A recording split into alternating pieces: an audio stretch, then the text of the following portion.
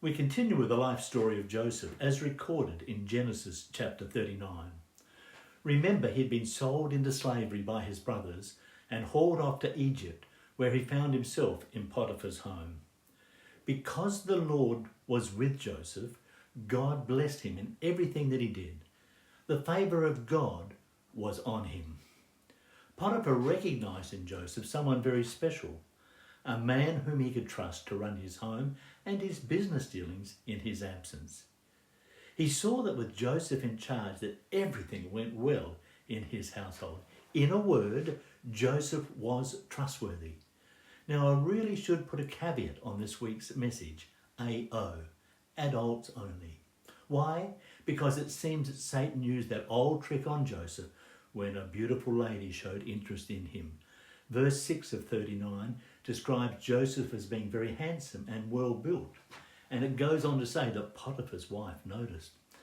And it seems that she wasn't all that subtle in her approach. However, Joseph stood his ground. Day after day she played up to him, until one day, after putting a lot of pressure on Joseph, and because there was no one else around, she made her move, grabbed his cloak, but Joseph quickly pulled himself away, leaving that cloak behind. Now, Mrs. Potiphar was one of those people who was used to her own way, it seems, and did not like the feeling of rejection. So she turned the tables and screamed for help, and then laid the blame squarely on Joseph. Look what he tried to do to me. She made herself to be the victim. Now, I know for many that are listening to this message that there may well be some pain here as you listen again to this story.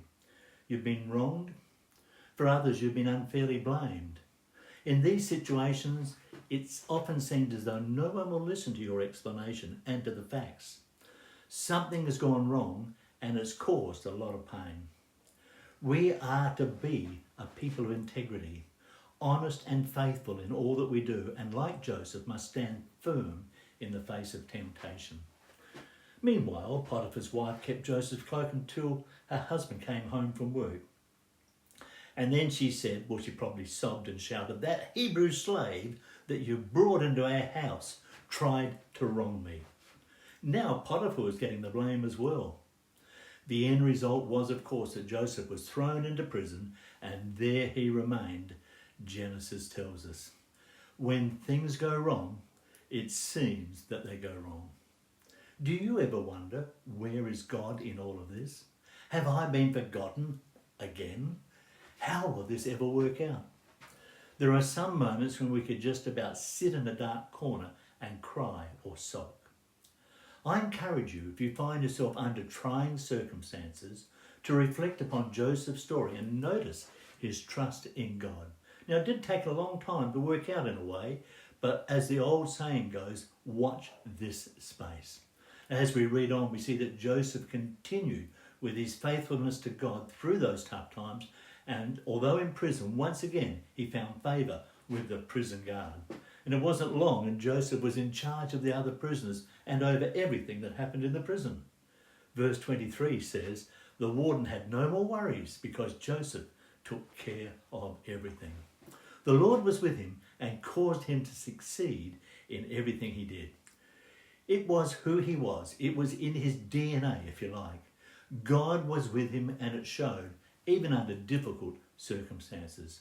Just a few comments about the situation that Joseph found himself in. A lot of young men particularly would run toward this, but Joseph recognised that what Potiphar's wife wanted was wrong in the eyes of God, so he ran from it. He saw it for what it was, sin. In these days of so-called liberation, our culture has become quite depraved and broken.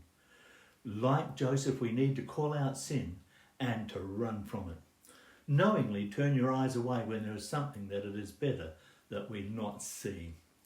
God will give you all that you need exactly when you need it, so stand firm under his protection. What did Joseph do when he was faced with this confronting scene? He ran as fast as he could. To put it simply, he was out of there. Joseph knew that sin always has a consequence. I learned a little ditty in Sunday school many years ago. You may know it. I might recite it rather than sing it. Yield not to temptation, for yielding is sin. Each victory will help you another to win. Fight valiantly onward, dark passions subdue. Look ever to Jesus, he will carry you through. As you begin each day in prayer, ask the Lord to be with you and to protect him. Trust him for those little nudges that keep you from stepping into those dangerous places. Trust him to keep you safe. Let me finish this with this scriptural thought. Although slightly out of context, I understand that God sends his angels to protect us. Know this, that those who call upon the name of the Lord will be saved. Have a wonderful week and stay safe.